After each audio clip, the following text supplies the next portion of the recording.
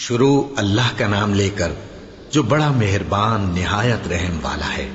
احمق لوگ کہیں گے کہ مسلمان جس قبلے پر پہلے سے چلے آتے تھے اب اس سے کیوں منہ پھیر بیٹھے؟ تم کہہ دو کہ مشرق اور مغرب سب اللہ ہی کا ہے، وہ جس کو چاہتا ہے سیدھے رستے پر چلاتا ہے، اور اسی طرح ہم نے تم کو امت معتدل بنایا ہے تاکہ تم لوگوں پر گواہ بنو اور پیغمبر آخر الزماں صلی اللہ علیہ وآلہ وسلم تم پر گواہ بنے۔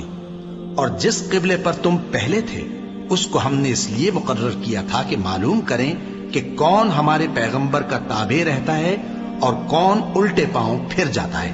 اور یہ بات یعنی تحویل قبلہ لوگوں کو گراں معلوم ہوئی، مگر جن کو اللہ نے ہدایت بخشی ہے وہ اسے گراں نہیں سمجھتے، اور اللہ ایسا نہیں کہ تمہارے ایمان کو یوں ہی ضائع کر دے۔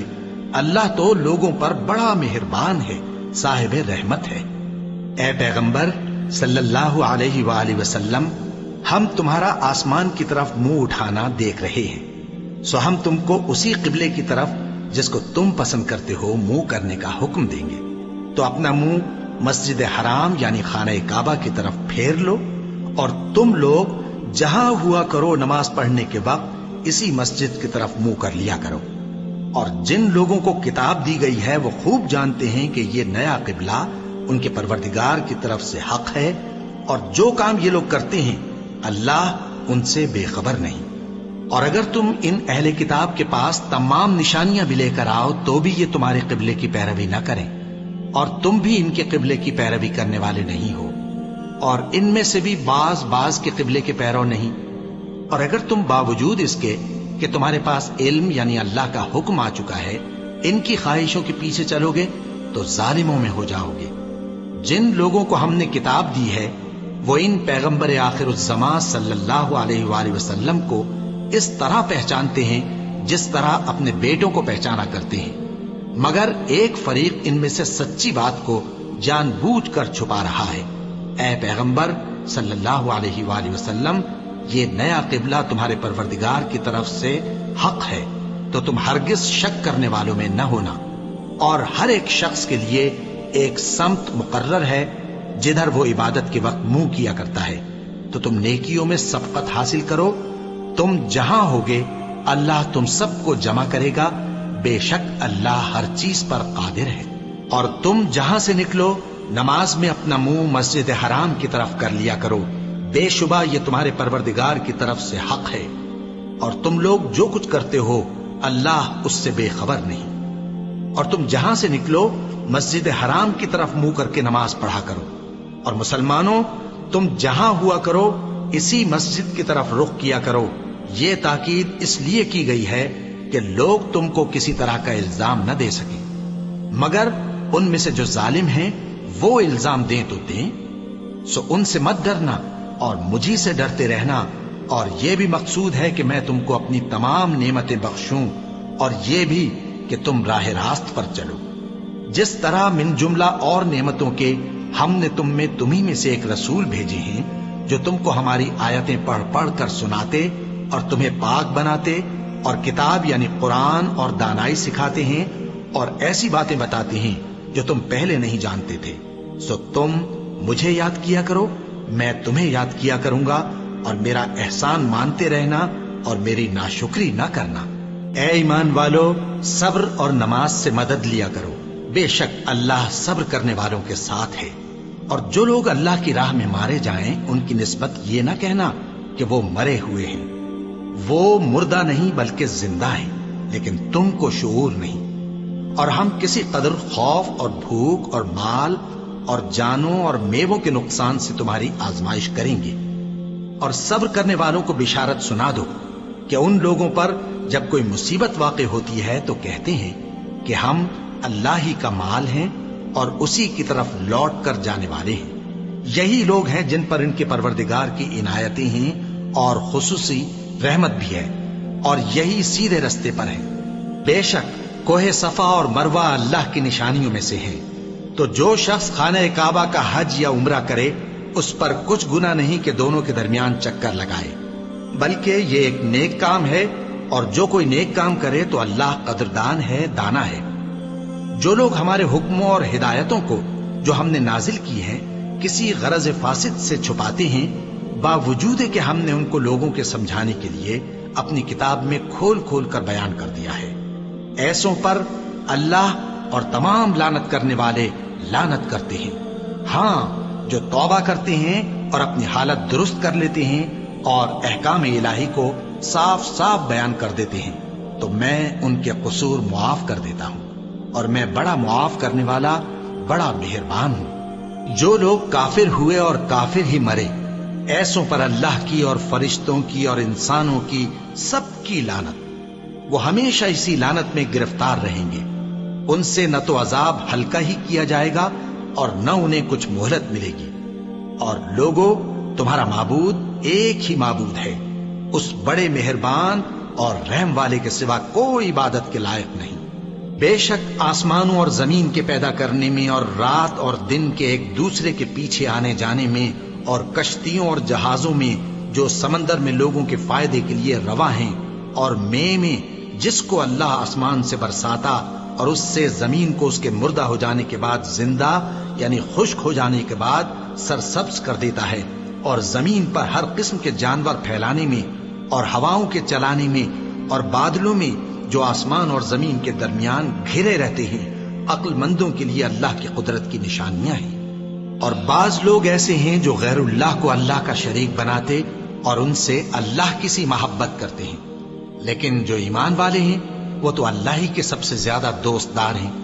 اور اے کاش ظالم لوگ جو بات عذاب کے وقت دیکھیں گے اب دیکھ لیتے کہ سب طرح کی طاقت اللہ ہی کو ہے، اور یہ کہ اللہ سخت عذاب کرنے والا ہے۔ اس دن کفر کے پیشوا اپنے پیروں سے بیزاری ظاہر کریں گے اور دونوں عذاب الہی دیکھ لیں گے اور ان کے آپس کے تعلقات منقطع ہو جائیں گے۔ یہ حال دیکھ کر پیروی کرنے والے حسرت سے کہیں گے کہ اے کاش ہمیں پھر دنیا میں جانا نصیب ہو، تاکہ جس طرح یہ ہم سے بیزار ہو رہے ہیں اسی طرح ہم بھی ان سے بیزار ہوں۔ اس طرح اللہ ان کے اعمال حسرت بنا کر دکھائے گا اور وہ دوزخ سے نکل نہیں سکیں گے۔ لوگوں، جو چیزیں زمین میں حلال طیب ہیں وہ کھاؤ، اور شیطان کے قدموں پر نہ چلو، وہ تمہارا کھلا دشمن ہے۔ وہ تو تم کو برائی اور بے حیائی ہی کے کام کرنے کو کہتا ہے، اور یہ بھی کہ اللہ کی نسبت ایسی باتیں کہو جن کا تمہیں کچھ بھی علم نہیں۔ اور جب ان لوگوں سے کہا جاتا ہے کہ جو کتاب اللہ نے نازل فرمائی ہے اس کی پیروی کرو، تو کہتے ہیں نہیں، بلکہ ہم تو اسی چیز کی پیروی کریں گے جس پر ہم نے اپنے باپ دادا کو پایا۔ بھلا اگرچہ ان کے باپ دادا نہ کچھ سمجھتے ہوں اور نہ سیدھے راستے پر ہوں، تب بھی وہ انہی کی تقلید کیے جائیں گے۔ جو لوگ کافر ہیں ان کی مثال اس شخص کی سی ہے جو کسی ایسی چیز کو آواز دے جو پکار اور آواز کے سوا کچھ سن نہ سکے۔ یہ بہرے ہیں، گونگے ہیں، اندھے ہیں کہ کچھ سمجھ ہی نہیں سکتے۔ اے اہل ایمان، جو پاکیزہ چیزیں ہم نے تم کو عطا فرمائی ہیں ان کو کھاؤ، اور اگر اللہ ہی کے بندے ہو تو اس کی نعمتوں کا شکر بھی ادا کرو۔ اس نے تو تم پر بس مرا ہوا جانور اور لہو اور سور کا گوشت اور جس چیز پر اللہ کے سوا کسی اور کا نام پکارا جائے حرام کر دیا ہے۔ ہاں، جو مجبور ہو جائے، بشرطے کہ اللہ کی نافرمانی نہ کرے اور حد ضرورت سے باہر نہ نکل جائے، اس پر کچھ گناہ نہیں۔ بے شک اللہ بخشنے والا ہے، رحم کرنے والا ہے۔ جو لوگ اللہ کی کتاب سے ان آیتوں اور ہدایتوں کو جو اس نے نازل فرمائی ہیں چھپاتے اور ان کے بدلے تھوڑی سی قیمت یعنی دنیاوی منفعت حاصل کرتے ہیں، وہ اپنے پیٹوں میں محض آگ بھرتے ہیں۔ ایسے لوگوں سے اللہ قیامت کے دن نہ کلام کرے گا اور نہ ان کو گناہوں سے پاک کرے گا، اور ان کے لیے دکھ دینے والا عذاب ہے۔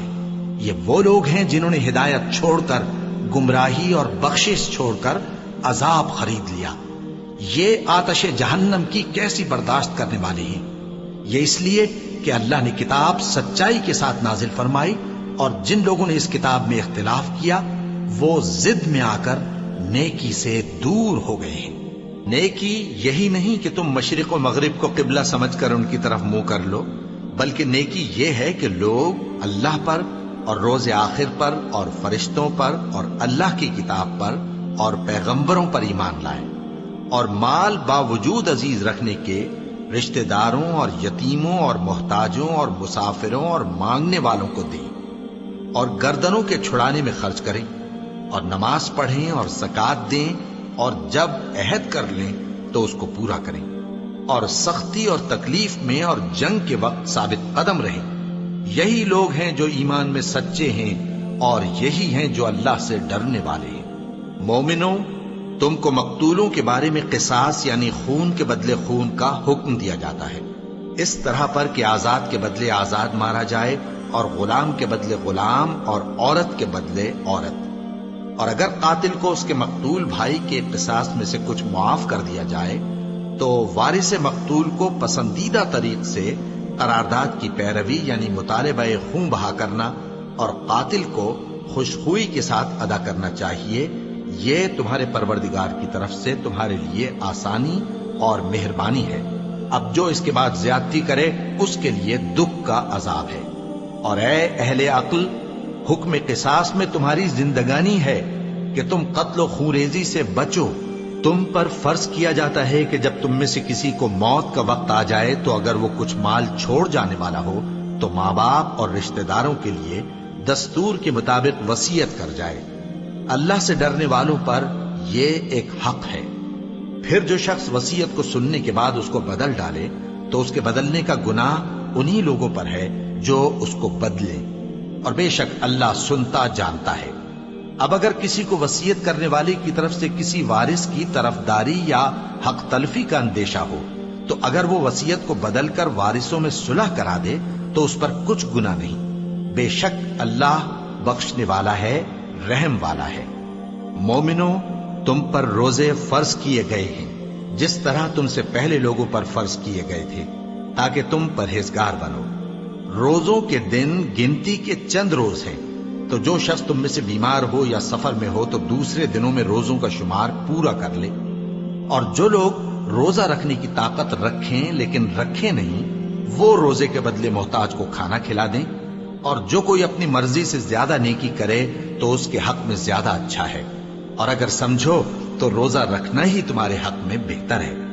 روزوں کا مہینہ رمضان کا مہینہ ہے جس میں قرآن اول نازل ہوا، جو لوگوں کا رہنما ہے اور جس میں ہدایت کی کھلی نشانیاں ہیں اور جو حق و باطل کو الگ الگ کرنے والا ہے۔ تو جو کوئی تم میں سے اس مہینے میں موجود ہو چاہیے کہ پورے مہینے کے روزے رکھے، اور جو بیمار ہو یا سفر میں ہو تو دوسرے دنوں میں روزے رکھ کر ان کا شمار پورا کر لے۔ اللہ تمہارے حق میں آسانی چاہتا ہے اور سختی نہیں چاہتا، اور یہ آسانی کا حکم اس لیے دیا گیا ہے کہ تم روزوں کا شمار پورا کر لو، اور اس احسان کے بدلے کہ اللہ نے تم کو ہدایت بخشی ہے تم اس کو بزرگی سے یاد کرو اور اس کا شکر کرو۔ اور اے پیغمبر، جب تم سے میرے بندے میرے بارے میں دریافت کریں تو انہیں معلوم ہو کہ میں تو تمہارے پاس ہی ہوں۔ جب کوئی پکارنے والا مجھے پکارتا ہے تو میں اس کی دعا قبول کرتا ہوں، تو ان کو چاہیے کہ میرے حکموں کو مانیں اور مجھ پر ایمان رکھیں تاکہ نیک رستہ پائیں۔ روزوں کی راتوں میں تمہارے لیے اپنی عورتوں کے پاس جانا جائز کر دیا گیا ہے، وہ تمہاری پوشاک ہیں اور تم ان کی پوشاک ہو۔ اللہ کو معلوم ہے کہ تم ان کے پاس جانے سے اپنے حق میں خیانت کرتے تھے، سو اس نے تم پر مہربانی کی اور تمہاری حرکات سے درگزر فرمائی، تو اب تم کو اختیار ہے کہ ان سے مباشرت کرو۔ اور اللہ نے جو چیز تمہارے لیے لکھ رکھی ہے یعنی اولاد، اس کو اللہ سے طلب کرو اور کھاؤ اور پیو یہاں تک کہ صبح کی سفید دھاری رات کی سیاہ دھاری سے الگ نظر آنے لگے، پھر روزہ رکھ کر رات تک پورا کرو، اور جب تم مسجدوں میں اعتکاف بیٹھتے ہو تو ان سے مباشرت نہ کرو، یہ اللہ کی حدیں ہیں، ان کے پاس نہ جانا۔ اسی طرح اللہ اپنی آیتیں لوگوں کے سمجھانے کے لیے کھول کھول کر بیان فرماتا ہے تاکہ وہ پرہیزگار بنے، اور آپس میں ایک دوسرے کا مال ناحق نہ کھاؤ اور نہ اس کو رشوتاً حاکموں کے پاس پہنچاؤ تاکہ لوگوں کے مال کا کچھ حصہ ناجائز طور پر کھا جاؤ، اور اسے تم جانتے بھی ہو۔ اے پیغمبر، لوگ تم سے نئے چاند کے بارے میں دریافت کرتے ہیں کہ گھٹتا بڑھتا کیوں ہے؟ کہہ دو کہ وہ لوگوں کے کاموں کی میعادیں اور حج کے وقت معلوم ہونے کا ذریعہ ہے، اور نیکی اس بات میں نہیں کہ احرام کی حالت میں گھروں میں ان کے پچھواڑے کی طرف سے آؤ، بلکہ نیکوکار وہ ہے جو پرہیزگار ہو، اور گھروں میں ان کے دروازوں سے آیا کرو اور اللہ سے ڈرتے رہو تاکہ کامیاب ہو جاؤ۔ اور جو لوگ تم سے لڑتے ہیں تم بھی اللہ کی راہ میں ان سے لڑو، مگر زیادتی نہ کرنا، کہ اللہ زیادتی کرنے والوں کو دوست نہیں رکھتا۔ اور ان کو جہاں پاؤ قتل کر دو، اور جہاں سے انہوں نے تم کو نکالا ہے یعنی مکے سے، وہاں سے تم بھی ان کو نکال دو۔ اور دین سے گمراہ کرنے کا فساد قتل و خونریزی سے کہیں بڑھ کر ہے۔ اور جب تک وہ تم سے مسجد حرام یعنی خانہ کعبہ کے پاس نہ لڑیں تم بھی وہاں ان سے نہ لڑنا۔ ہاں اگر وہ تم سے لڑیں تو تم ان کو قتل کر ڈالو، کافروں کی یہی سزا ہے۔ پھر اگر وہ باز آ جائیں تو اللہ بخشنے والا ہے، رحم کرنے والا ہے۔ اور ان سے اس وقت تک لڑتے رہنا کہ فساد نابود ہو جائے اور ملک میں اللہ ہی کا دین غالب ہو جائے۔ پھر اگر وہ فساد سے باز آ جائیں تو ظالموں کے سوا کسی پر زیادتی نہیں کرنی چاہیے۔ ادب کا مہینہ ادب کے مہینے کے مقابل ہے، اور ادب کی چیزیں ایک دوسرے کا بدلہ ہیں۔ بس اگر کوئی تم پر زیادتی کرے تو جیسی زیادتی وہ تم پر کرے ویسی ہی تم اس پر کرو، اور اللہ سے ڈرتے رہو اور جان رکھو کہ اللہ ڈرنے والوں کے ساتھ ہے۔ اور اللہ کی راہ میں مال خرچ کرو اور اپنے آپ کو ہلاکت میں نہ ڈالو، اور نیکی کرو، بے شک اللہ نیکی کرنے والوں کو دوست رکھتا ہے۔ اور اللہ کی خوشنودی کے لیے حج اور عمرے کو پورا کرو، اور اگر راستے میں روک لیے جاؤ تو جیسی قربانی میسر ہو کر دو، اور جب تک قربانی اپنے مقام پر نہ پہنچ جائے سر نہ منڈاؤ۔ اور اگر کوئی تم میں بیمار ہو یا اس کے سر میں کسی طرح کی تکلیف ہو تو اگر وہ سر منڈا لے تو اس کے بدلے روزے رکھے یا صدقہ دے یا قربانی کرے۔ پھر جب تکلیف دور ہو کر تم مطمئن ہو جاؤ تو جو تم میں حج کے وقت تک عمرے سے فائدہ اٹھانا چاہے وہ جیسی قربانی میسر ہو کرے، اور جس کو قربانی نہ ملے وہ 3 روزے ایام حج میں رکھے اور 7 جب واپس ہو، یہ پورے 10 ہوئے۔ یہ حکم اس شخص کے لیے ہے جس کے اہل و عیال مکے میں نہ رہتے ہوں۔ اور اللہ سے ڈرتے رہو اور جان رکھو کہ اللہ سخت عذاب دینے والا ہے۔ حج کے مہینے معین ہیں جو معلوم ہیں، تو جو شخص ان مہینوں میں حج کی نیت کر لے تو حج کے دنوں میں نہ عورتوں سے اختلاط کرے، نہ کوئی برا کام کرے اور نہ کسی سے جھگڑے۔ اور جو نیک کام تم کرو گے وہ اللہ کو معلوم ہو جائے گا۔ اور زاد راہ یعنی رستے کا خرچ ساتھ لے جاؤ، کیونکہ بہترین زاد راہ پرہیزگاری ہے۔ اور اے اہل عقل مجھی سے ڈرتے رہو، اس کا تمہیں کچھ گناہ نہیں کہ حج کے دنوں میں بذریعہ تجارت اپنے پروردگار سے روزی طلب کرو۔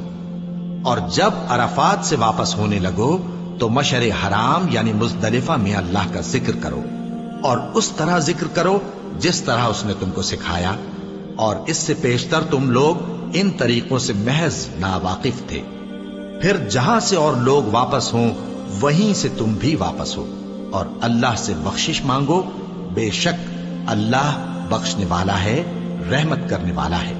پھر جب حج کے تمام ارکان پورے کر چکو تو مینا میں اللہ کو یاد کرو جس طرح اپنے باپ دادا کو یاد کیا کرتے تھے، بلکہ اس سے بھی زیادہ۔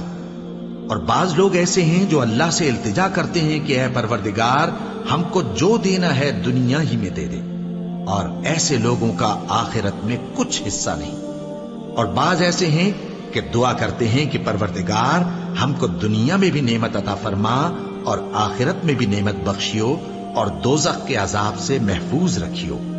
یہی لوگ ہیں جن کے لیے ان کے کاموں کا حصہ یعنی اجر نیک تیار ہے، اور اللہ جلد حساب لینے والا ہے۔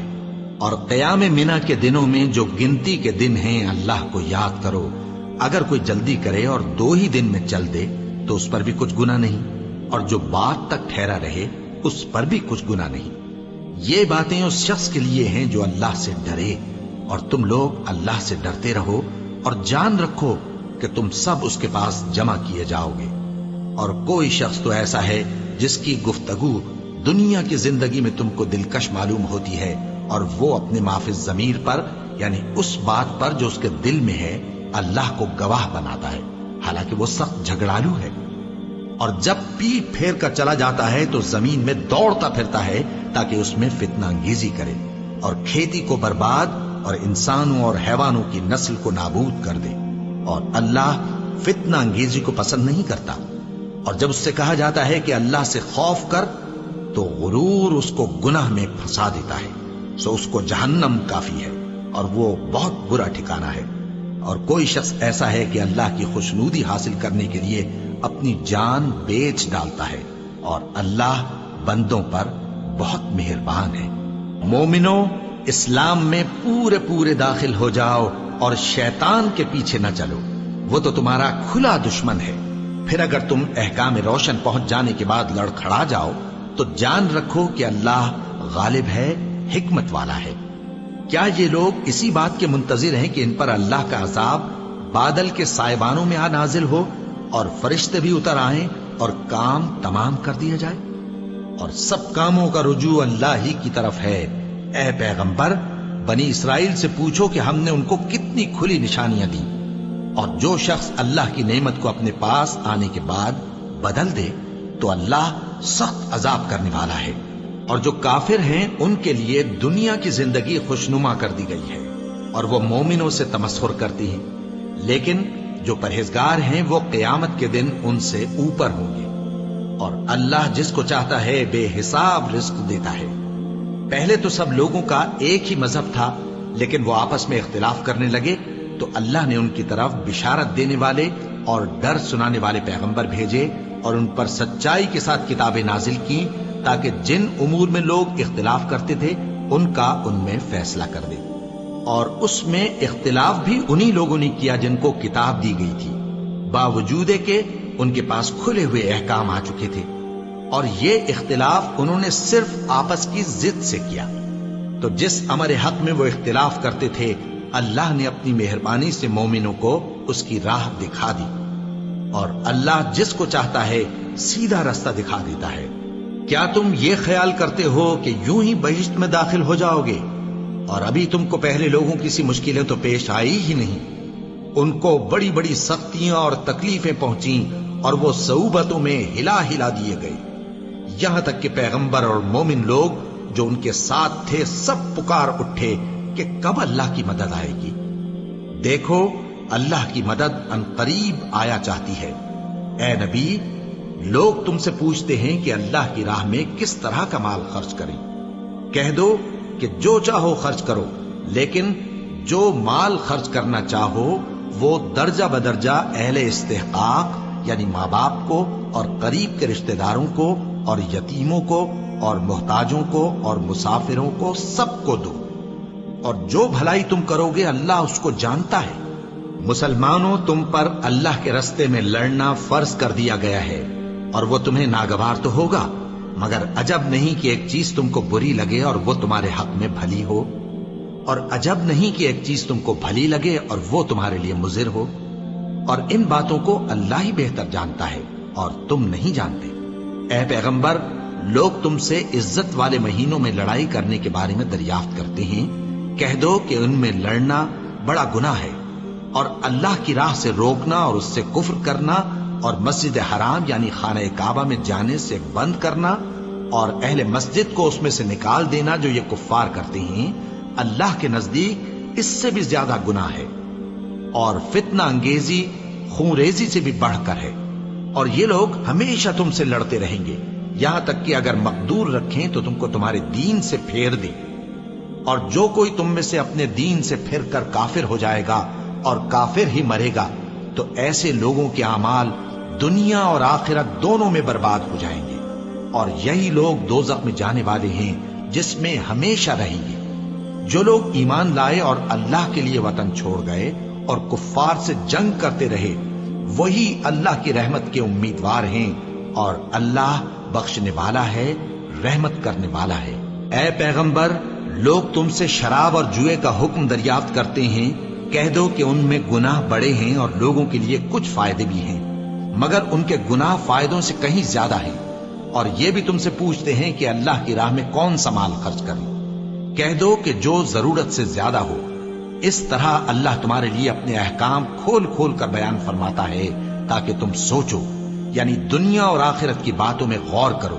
اور تم سے یتیموں کے بارے میں بھی دریافت کرتے ہیں، کہہ دو کہ ان کی حالت کی اصلاح بہت اچھا کام ہے، اور اگر تم ان سے مل جل کر رہنا یعنی خرچ اکٹھا رکھنا چاہو تو وہ تمہارے بھائی ہیں، اور اللہ خوب جانتا ہے کہ خرابی کرنے والا کون ہے اور اصلاح کرنے والا کون۔ اور اگر اللہ چاہتا تو تم کو تکلیف میں ڈال دیتا، بے شک اللہ غالب ہے، حکمت والا ہے۔ اور مومنوں مشرک عورتوں سے جب تک وہ ایمان نہ لائیں نکاح نہ کرنا، کیونکہ مشرک عورت خواہ تم کو کیسی ہی بھلی لگے اس سے مومن لونڈی بہتر ہے۔ اور اسی طرح مشرک مرد جب تک ایمان نہ لائیں مومن عورتوں کو ان کی زوجیت میں نہ دینا، کیونکہ مشرک مرد سے خواہ وہ تم کو کیسا ہی بھلا لگے مومن غلام بہتر ہے۔ یہ مشرک لوگوں کو دوزخ کی طرف بلاتی ہیں، اور اللہ اپنی مہربانی سے بہشت اور بخشش کی طرف بلاتا ہے، اور اپنے حکم لوگوں سے کھول کھول کر بیان کرتا ہے تاکہ نصیحت حاصل کریں۔ اور تم سے حیض کے بارے میں دریافت کرتے ہیں، کہہ دو وہ تو نجاست ہے، سو ایام حیض میں عورتوں سے کنارہ کش رہو، اور جب تک وہ پاک نہ ہو جائیں ان سے مقاربت نہ کرو۔ ہاں جب وہ پاک ہو جائیں تو جس طریق سے اللہ نے تمہیں ارشاد فرمایا ہے ان کے پاس جاؤ، کچھ شک نہیں کہ اللہ توبہ کرنے والوں اور پاک صاف رہنے والوں کو دوست رکھتا ہے۔ تمہاری عورتیں تمہاری کھیتی ہیں، تو اپنی کھیتی میں جس طرح چاہو جاؤ، اور اپنے لیے نیک عمل آگے بھیجو، اور اللہ سے ڈرتے رہو، اور جان رکھو کہ ایک دن تمہیں اس کے روبرو حاضر ہونا ہے۔ اور اے پیغمبر ایمان والوں کو بشارت سنا دو، اور اللہ کے نام کو اس بات کا ہیلا نہ بنانا کہ اس کی قسمیں کھا کھا کر سلوک کرنے اور پرہیزگاری کرنے اور لوگوں میں صلح و سازگاری کرانے سے رک جاؤ، اور اللہ سب کچھ سنتا ہے، جانتا ہے۔ اللہ تمہاری لغو قسموں پر تم سے مواخذہ نہیں کرے گا، لیکن جو قسمیں تم قصد دلی سے کھاؤ گے ان پر مواخذہ کرے گا، اور اللہ بخشنے والا ہے، بردبار ہے۔ جو لوگ اپنی عورتوں کے پاس جانے کی قسم کھا لیں ان کو 4 مہینے تک انتظار کرنا چاہیے۔ اگر اس عرصے میں قسم سے رجوع کر لیں تو اللہ بخشنے والا ہے، مہربان ہے۔ اور اگر طلاق کا ارادہ کر لیں تو بھی اللہ سنتا ہے، جانتا ہے۔ اور طلاق والی عورتیں 3 حیض تک اپنے تئیں روکے رہیں، اور اگر وہ اللہ اور روز قیامت پر ایمان رکھتی ہیں تو ان کو جائز نہیں کہ اللہ نے جو کچھ ان کے شکم میں پیدا کیا ہے اس کو چھپائیں۔ اور ان کے خاوند اگر پھر موافقت چاہیں تو اس مدت میں وہ ان کو اپنی زوجیت میں لے لینے کے زیادہ حقدار ہیں۔ اور عورتوں کا حق مردوں پر ویسا ہی ہے جیسے دستور کے مطابق مردوں کا حق عورتوں پر ہے، البتہ مردوں کو عورتوں پر 1 درجہ فضیلت ہے، اور اللہ غالب ہے، صاحب حکمت ہے۔ طلاق صرف 2 بار ہے، یعنی جب 2 دفعہ طلاق دے دی جائے تو پھر عورتوں کو یا تو بطریق شائستہ نکاح میں رہنے دینا ہے یا بھلائی کے ساتھ چھوڑ دینا۔ اور یہ جائز نہیں کہ جو مہر تم ان کو دے چکے ہو اس میں سے کچھ واپس لے لو۔ ہاں اگر زن و شوہر کو خوف ہو کہ وہ اللہ کی حدوں کو قائم نہیں رکھ سکیں گے تو اگر عورت خاوند کے ہاتھ سے رہائی پانے کے بدلے میں کچھ دے ڈالے تو دونوں پر کچھ گناہ نہیں۔ یہ اللہ کی مقرر کی ہوئی حدیں ہیں، ان سے باہر نہ نکلنا، اور جو لوگ اللہ کی حدوں سے باہر نکل جائیں گے وہ گناہگار ہوں گے۔ پھر اگر شوہر 2 طلاقوں کے بعد تیسری طلاق عورت کو دے دے تو اس کے بعد جب تک عورت کسی دوسرے شخص سے نکاح نہ کر لے اس پہلے شوہر پر حلال نہ ہوگی۔ ہاں اگر دوسرا خاوند بھی طلاق دے دے اور عورت اور پہلا خاوند پھر ایک دوسرے کی طرف رجوع کر لیں تو ان پر کچھ گناہ نہیں، بشرطے کہ دونوں یقین کریں کہ اللہ کی حدوں کو قائم رکھ سکیں گے، اور یہ اللہ کی حدیں ہیں، ان کو وہ ان لوگوں کے لیے بیان فرماتا ہے جو علم رکھتے ہیں۔ اور جب تم عورتوں کو 2 دفعہ طلاق دے چکو اور ان کی عدت پوری ہو جائے تو انہیں یا تو حسن سلوک سے نکاح میں رہنے دو یا بطریق شائستہ رخصت کر دو، اور اس نیت سے ان کو نکاح میں نہ رہنے دینا چاہیے کہ انہیں تکلیف دو اور ان پر زیادتی کرو، اور جو ایسا کرے گا وہ اپنا ہی نقصان کرے گا۔ اور اللہ کے احکام کو ہنسی اور کھیل نہ بناؤ، اور اللہ نے تم کو جو نعمتیں بخشی ہیں اور تم پر جو کتاب اور دانائی کی باتیں نازل کی ہیں جن سے وہ تمہیں نصیحت فرماتا ہے ان کو یاد کرو، اور اللہ سے ڈرتے رہو، اور جان رکھو کہ اللہ ہر چیز سے واقف ہے۔ اور جب تم عورتوں کو طلاق دے چکو اور ان کی عدت پوری ہو جائے تو ان کو اپنے شوہروں کے ساتھ جب وہ آپس میں جائز طور پر راضی ہو جائیں نکاح کرنے سے مت روکو۔ اس حکم سے اس شخص کو نصیحت کی جاتی ہے جو تم میں اللہ اور روز آخر پر یقین رکھتا ہے۔ یہ تمہارے لیے نہایت خوب اور بہت پاکیزگی کی بات ہے، اور اللہ جانتا ہے اور تم نہیں جانتے۔ اور مائیں اپنے بچوں کو پورے 2 سال دودھ پلائیں، یہ حکم اس شخص کے لیے ہے جو پوری مدت تک دودھ پلوانا چاہے، اور دودھ پلانے والی ماؤں کا کھانا اور کپڑا دستور کے مطابق باپ کے ذمے ہوگا۔ کسی شخص کو اس کی طاقت سے زیادہ تکلیف نہیں دی جاتی، تو یاد رکھو کہ نہ تو ماں کو اس کے بچے کے سبب نقصان پہنچایا جائے اور نہ باپ کو اس کی اولاد کی وجہ سے نقصان پہنچایا جائے، اور اسی طرح نان و نفقہ بچے کے وارث کے ذمے ہے۔ اور اگر دونوں یعنی ماں باپ آپس کی رضامندی اور صلاح سے بچے کا دودھ چھڑانا چاہیں تو ان پر کچھ گناہ نہیں، اور اگر تم اپنی اولاد کو دودھ پلوانا چاہو تو تم پر کچھ گناہ نہیں، بشرطے کہ تم دودھ پلانے والیوں کو دستور کے مطابق ان کا حق جو تم نے دینا کیا تھا دے دو۔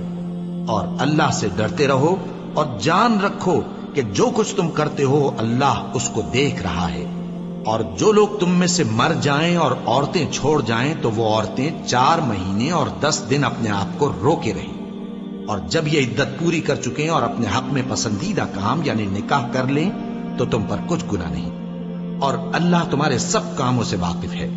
اگر تم اشارے کنائے میں عورتوں کو نکاح کا پیغام بھیجو یا نکاح کی خواہش کو اپنے دلوں میں مخفی رکھو تو تم پر کچھ گناہ نہیں۔ اللہ کو معلوم ہے کہ تم ان سے نکاح کا ذکر کرو گے، مگر ایام عدت میں اس کے سوا کے دستور کے مطابق کوئی بات کہہ دو، پوشیدہ طور پر ان سے قول و قرار نہ کرنا، اور جب تک عدت پوری نہ ہو لے نکاح کا پختہ ارادہ نہ کرنا۔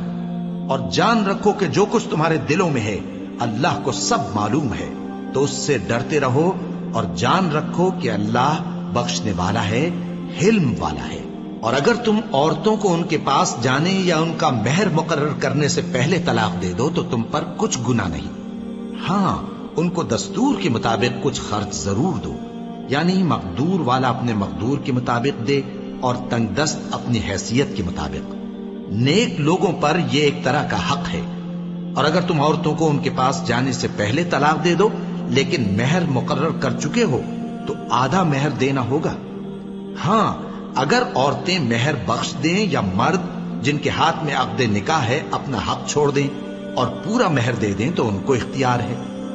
اور اگر تم مرد لوگ ہی اپنا حق چھوڑ دو تو یہ پرہیزگاری کی بات ہے، اور آپس میں بھلائی کرنے کو فراموش نہ کرنا۔ کچھ شک نہیں کہ اللہ تمہارے سب کاموں کو دیکھ رہا ہے۔ مسلمانوں، سب نمازیں خصوصاً بیچ کی نماز یعنی نماز عصر پورے اہتمام کے ساتھ ادا کرتے رہو، اور اللہ کے آگے ادب سے کھڑے رہا کرو۔ پھر اگر تم خوف کی حالت میں ہو تو پیادے یا سوار جس حال میں ہو نماز پڑھ لو۔ پھر جب امن و اطمینان ہو جائے تو جس طریق سے اللہ نے تم کو سکھایا ہے جو تم پہلے نہیں جانتے تھے اللہ کو یاد کرو۔ اور جو لوگ تم میں سے مر جائیں اور عورتیں چھوڑ جائیں وہ اپنی عورتوں کے حق میں وصیت کر جائیں کہ ان کو 1 سال تک خرچ دیا جائے اور گھر سے نہ نکالی جائے۔ ہاں اگر وہ خود گھر سے چلی جائیں اور اپنے حق میں پسندیدہ کام یعنی نکاح کر لیں تو تم پر کچھ گناہ نہیں، اور اللہ زبردست ہے، حکمت والا ہے۔ اور مطلقہ عورتوں کو بھی دستور کے مطابق نان و نفقہ دینا چاہیے، پرہیزگاروں پر یہ بھی حق ہے۔ اسی طرح اللہ اپنے احکام تمہارے لیے بیان فرماتا ہے تاکہ تم سمجھو۔ بھلا تم نے ان لوگوں کو نہیں دیکھا جو شمار میں ہزاروں ہی تھے اور موت کے ڈر سے اپنے گھروں سے نکل بھاگے تھے؟ تو اللہ نے ان کو حکم دیا کہ مر جاؤ، پھر ان کو زندہ بھی کر دیا۔ کچھ شک نہیں کہ اللہ لوگوں پر مہربانی رکھتا ہے، لیکن اکثر لوگ شکر نہیں کرتے۔ اور مسلمانوں، اللہ کی راہ میں جہاد کرو اور جان رکھو کہ اللہ سب کچھ سنتا ہے، سب کچھ جانتا ہے۔ کون ہے کہ اللہ کو قرض حسنہ دے کہ وہ اس کے بدلے اس کو کئی گنا زیادہ دے گا، اور اللہ ہی روزی کو تنگ کرتا اور وہی اسے کشادہ کرتا ہے، اور تم اسی کی طرف لوٹ کر جاؤ گے۔ بھلا تم نے بنی اسرائیل کی ایک جماعت کو نہیں دیکھا جس نے موسیٰ کے بعد اپنے پیغمبر سے کہا کہ آپ ہمارے لیے ایک بادشاہ مقرر کر دیں تاکہ ہم اللہ کی راہ میں جہاد کریں؟ پیغمبر نے کہا کہ اگر تم کو جہاد کا حکم دیا جائے تو ایسا تو نہیں کہ لڑنے سے پہلو تہی کرو؟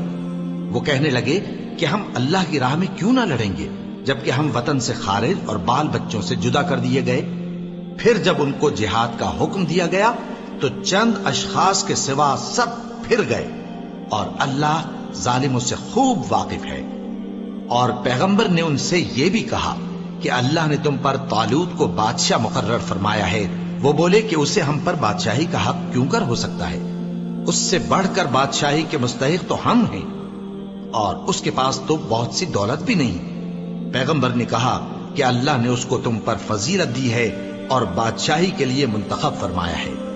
اس نے اسے علم بھی بہت سا بخشا ہے اور تن و توش بھی بڑا عطا کیا ہے، اور اللہ کو اختیار ہے جسے چاہے بادشاہی بخشے، وہ بڑا کشائش والا ہے، دانا ہے۔ اور پیغمبر نے ان سے کہا کہ ان کی یعنی طالوت کی بادشاہی کی نشانی یہ ہے کہ تمہارے پاس وہ صندوق آئے گا جس کو فرشتے اٹھائے ہوئے ہوں گے۔ اس میں تمہارے پروردگار کی طرف سے تسلی بخشنے والی چیز ہوگی، اور کچھ اور چیزیں بھی ہوں گی جو موسیٰ اور ہارون چھوڑ گئے تھے۔ اگر تم ایمان رکھتے ہو تو یہ تمہارے لیے ایک بڑی نشانی ہے۔ غرض جب طالوت فوجیں لے کر روانہ ہوا تو اس نے ان سے کہا کہ اللہ ایک نہر سے تمہاری آزمائش کرنے والا ہے، جو شخص اس میں سے پانی پی لے گا اس کی نسبت تصور کیا جائے گا کہ وہ میرا نہیں، اور جو نہ پیے گا وہ سمجھا جائے گا کہ میرا ہے۔ ہاں اگر کوئی ہاتھ سے چلو بھر پانی لے لے تو خیر۔ جب وہ لوگ نہر پر پہنچے تو چند آدمیوں کے سوا سب نے پانی پی لیا۔ پھر جب طالوت اور مومن لوگ جو اس کے ساتھ تھے نہر کے پار ہو گئے تو کہنے لگے کہ آج ہم میں جالوت اور اس کے لشکر سے مقابلہ کرنے کی طاقت نہیں۔ جو لوگ یقین رکھتے تھے کہ ان کو اللہ کے روبرو حاضر ہونا ہے، وہ کہنے لگے کہ بسا اوقات تھوڑی سی جماعت نے اللہ کے حکم سے بڑی جماعت پر فتح حاصل کی ہے، اور اللہ ثابت قدم رہنے والوں کے ساتھ ہے۔ اور جب وہ لوگ جالوت اور اس کے لشکر کے مقابل میں آئے تو اللہ سے دعا کی کہ اے پروردگار، ہم پر صبر کے دہانے کھول دے اور ہمیں لڑائی میں ثابت قدم رکھ اور لشکر کفار پر فتح یاب کر۔ تو طالوت کی فوج نے اللہ کے حکم سے ان کو شکست دے دی، اور داؤد نے جالوت کو قتل کر ڈالا، اور اللہ نے ان کو بادشاہی اور دانائی بخشی اور جو کچھ چاہا سکھایا۔ اور اگر اللہ لوگوں کو ایک دوسرے پر چڑھائی اور حملہ کرنے سے نہ ہٹاتا رہتا تو کرۂ ارض تباہ ہو جاتا، لیکن اللہ اہل عالم پر بڑا مہربان ہے۔ یہ اللہ کی آیتیں ہیں جو ہم تم کو سچائی کے ساتھ پڑھ کر سناتے ہیں، اور اے محمد صلی اللہ علیہ وآلہ وسلم، تم بلا شبہ پیغمبروں میں سے ہو۔